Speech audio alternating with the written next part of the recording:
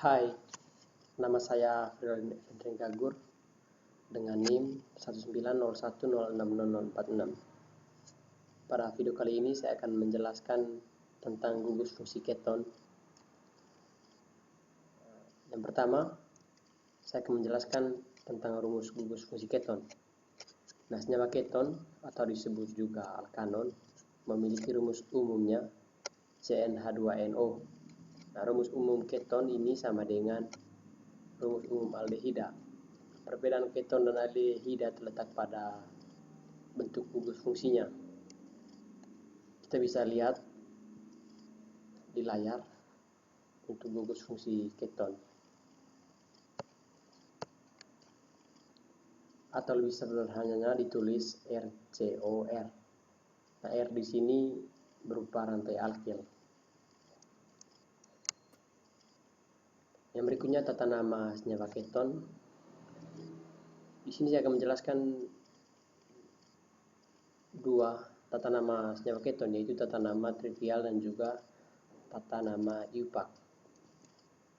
Nah, tata nama trivial mengikuti aturan atau pola menyebutkan terlebih dahulu alkil atau R pada senyawa keton, kemudian diikuti kata keton. Kita bisa lihat contohnya yaitu pada senyawa keton CH3, COCH3. Nah, di sini terdapat dua buah metil CH3, sehingga penamaan secara trivialnya dimetil keton. Karena terdapat dua metil, jadi nama trivialnya dimetil keton.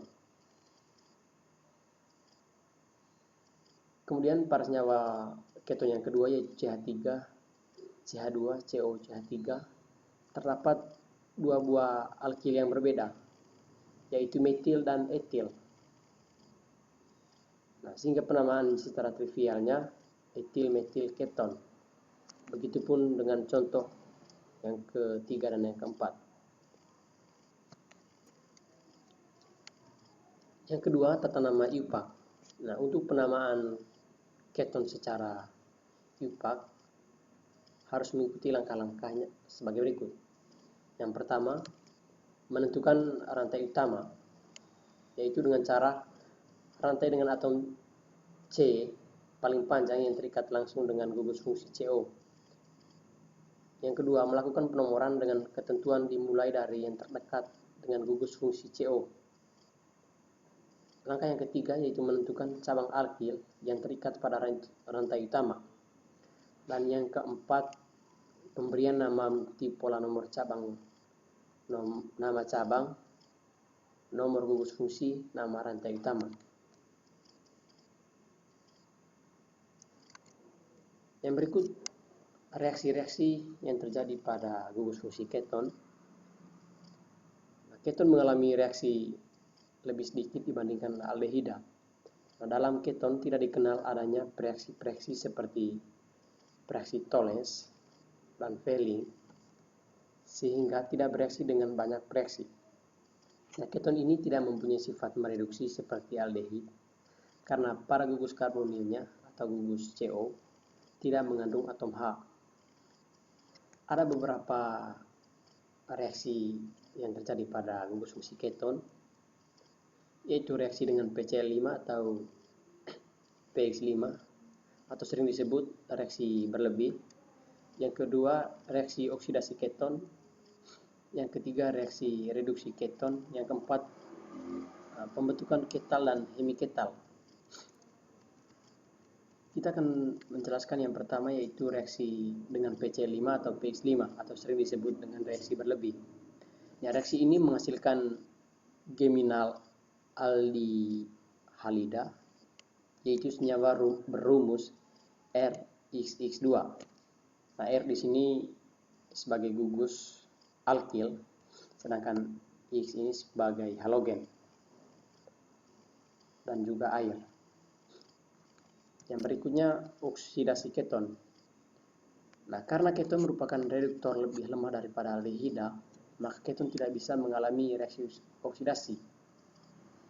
Nah, reaksi oksidasi inilah yang membedakan keton dengan aldehida. Jadi, keton ditambah dengan bereaksi Tollens tidak bereaksi. Keton bereaksi dengan bereaksi Fehling juga tidak bereaksi. Nah, di sini keton tidak mengalami reaksi oksidasi. Yang berikut reaksi reduksi keton atau sering disebut reaksi adisi hidrogen. Nah, reaksi reduksi keton menghasilkan alkohol sekunder. Reaksi ini adalah kebalikan dari reaksi oksidasi alkohol sekunder yang menghasilkan keton. Yang berikut pembentukan ketal dan hemiketal. Nah, ketal itu merupakan senyawa karbon dengan 2 gugus eter O terikat pada satu atom karbon sekunder. Nah, kita bisa lihat untuk reaksi ketalnya, gugus ketalnya. Nah, 2 gugus eter air H2O, gugus fungsi keton dan alkohol. Nah, sedangkan hemiketalnya itu merupakan senyawa karbon dengan 1 gugus eter dan 1 gugus alkohol. Nah, di sini pada reaksi ini 1 gugus alkohol OH dan 1 gugus eternya itu OR. O.